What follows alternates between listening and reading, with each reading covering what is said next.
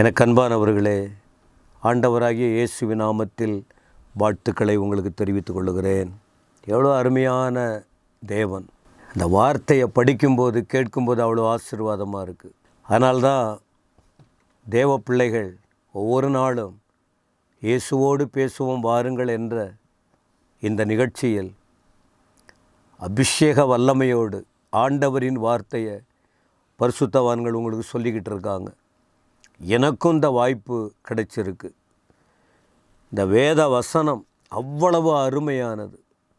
தேன் போல, தேனிலும் மதுரமானது. தேன் கூட்டிலிருந்து ஒழுகும் தெளிதேனிலும் மதுரமானது. இதை ருசிக்கிறவங்களுக்கு தான் தெரியும். மேலோட்டமாக படிக்கிறவர்களும் உண்டு, ஆழமாய் படித்து ஆராய்ந்து பார்த்து தியானித்து ருசி பார்க்கிற மக்களும் உண்டு. சில நேரத்தில் மேலோட்டமாக படிக்க கேட்க இருக்கும்போது புரியாது. உண்மையாய் ஆண்டவர் மேலே அன்பு வைத்து ஆழமாக அவரை ருசி பார்க்க வேதம் சொல்லுகிறதே, கர்த்தர் நல்லவர் என்பதை ருசித்து பாருங்கள்.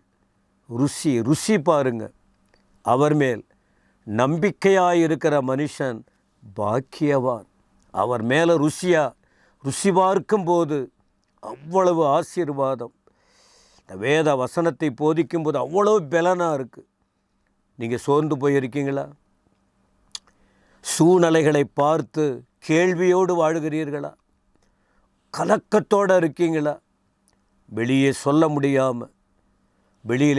முடியாமல் இதயம் குமுறி போயிட்டு காணப்படுறீங்களா? கர்த்தரை பாருங்க. ஆண்டவருடைய வார்த்தையை பாருங்க. தேவனுடைய வார்த்தைக்குள்ள உங்களுடைய கவனத்தை செலுத்துங்க. ஏன் தெரியுமா?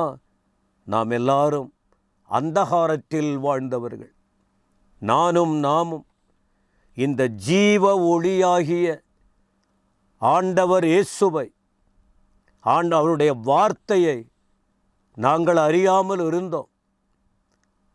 ஆனால் அவருடைய வார்த்தையை அறிந்தபோது நாம் இப்போ எங்கே இருக்கிறோங்கிறத தெளிவாக புரிந்து கொள்ள முடிகிறது. பேதுரு எழுதுகிறார், அந்தகாரத்தில் இருந்தோம், ஆச்சரியமான ஒளியினிடத்திற்கு அவர் அழைத்த தேவன். அப்போ நாம் எதில் உறுதியாக இருக்க வேண்டும்? அழைக்கப்பட்டவர்கள் எதில் உறுதியாக இருக்க வேண்டும்? அழைப்பில் உறுதியாய் இருக்க வேண்டும். 2 பேதுரு 1 அதிகாரம் 10 ஆகையால் சகோதரரே, உங்கள் அழைப்பையும் தெரிந்து கொள்ளுதலையும் உறுதியாக்கும்படி ஜாக்கிரதையாயிருங்கள். இவைகளை செய்தால் நீங்கள் ஒரு காலம் இடறி விழுவதில்லை. பேதுரு தேவனோடு இருந்தவர். 3.5 வருடம் நேரடியாக அவரை பார்த்தவர். சில தடுமாற்றமெல்லாம் வந்தது. அழைப்பை விட்டு கூட விலகி போனார். சில சந்தர்ப்பத்தில் கோபப்பட்டார், ஆண்டவரை மறுதலித்தார். அதனால் வந்த நஷ்டம் அவருக்கு தெரியும். ஆனால் ஆண்டவர் அவரை விடவில்லை, தேடி சென்றார். என பேதுரு போல ஆட்கள் வேணும். அவர் வார்த்தையை அறிந்தவங்க இருக்கணும். அவரோடு ஜெபித்தவங்க கூட இருக்கணும். தேவனை கண்டு கொண்டவர்கள் விலகி போகக்கூடாது. ஏராளமாக கண் சொருகி போன நிலையில் தெளிவில்லாமல் வாழ்கிற மக்கள் உண்டு. அவர்களை சரியான வழியில் அழைத்து வர வேண்டுமானால் அழைக்கப்பட்டவர்கள் அழைப்பில் நின்று ஆண்டவருக்காக உறுதியாக இருந்தால் ஏராளமான மக்களின் வாழ்க்கை ஆசீர்வாதத்திற்கு காரணமாய் மாற முடியும். அதனால் பேதுருவை தேடி போனார், ஆயத்தப்படுத்தினார், அபிஷேகப்படுத்தினார், பயன்படுத்தினார்.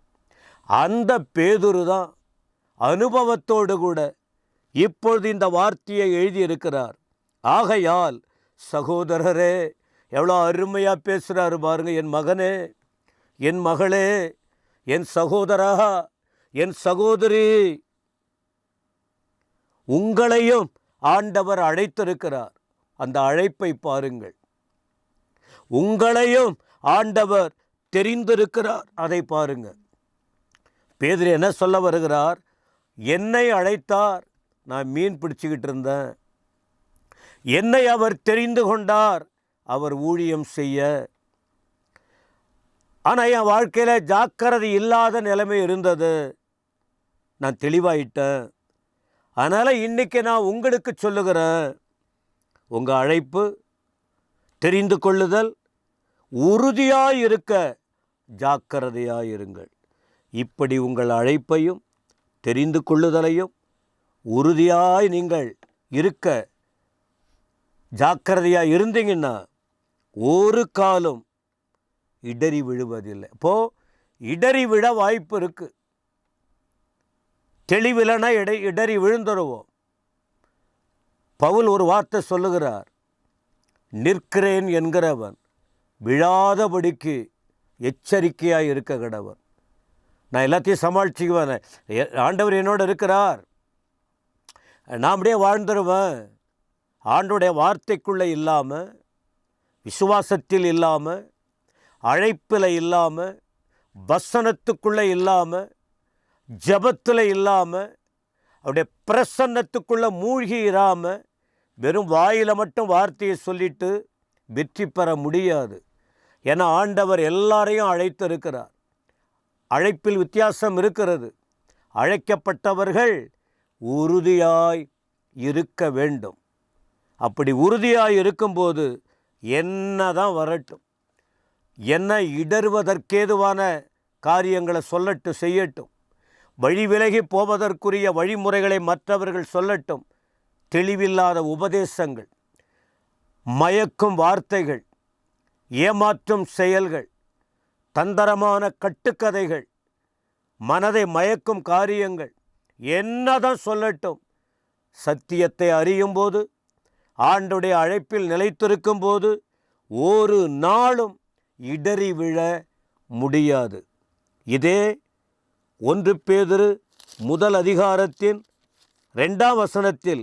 இதே பேதுரு சொல்லுகிற ஒரு வார்த்தை பாருங்கள். பிதாவாகிய தேவனுடைய முன்னறிவிப்பின்படியே ஆவியானவரின் பரிசுத்தமாக்குதலினாலே கீழ்ப்படிதலுக்கும் இயேசு கிறிஸ்துவினுடைய இரத்தம் தெளிக்கப்படுதலுக்கும் தெரிந்து கொள்ளப்பட்ட, அதாவது அந்த தெரிந்து கொள்ளுதல்ங்கிறது அழைப்பு என்கிற வார்த்தையும் குறிப்பிடப்பட்டிருக்கிறது. அழைப்பு தெரிந்து கொள்ளப்பட்ட பரதேசிகளுக்கு எழுதுகிறதாவது, கிருபையும் சமாதானமும் உங்களில் பெருக கடவது. அப்போ தெரிந்து கொள்ளப்பட்டவர்கள், அழைக்கப்பட்டவர்கள், உங்களுக்கு நீங்கள் உறுதியாக இருக்கணும்னு ஆண்டவர் வார்த்தையை சொல்லுகிறார். நீங்கள் இருந்து பாருங்க, அவர் கிருபை உங்களோடு இருக்கும், அவர் சமாதானம் உங்களோடு இருக்கும், அவருடைய பாதுகாப்பு உங்களோடு இருக்கும். அவர் உங்களை அற்புத விதமாய் வழி நடத்துவார், ஆசீர்வதிப்பார். வழி விலக வேண்டாம், அழைப்பை உணருங்கள், அழைப்பில் நில்லுங்கள், அழைப்பை நினைத்து சந்தோஷப்படுங்கள். பரலோக அழைப்பு, பரிசுத்த அழைப்பு, கிருபையின் அழைப்பு, அழைப்பில் நின்று பாருங்கள், அந்த மேன்மை உங்களுக்கு விளங்கும். நீங்கள் அநேகருக்கு ஆசீர்வாதமாய் மாறுவீர்கள். கர்த்தர் உங்களை ஆசீர்வதிப்பாராக. ஆமென், ஆமென்.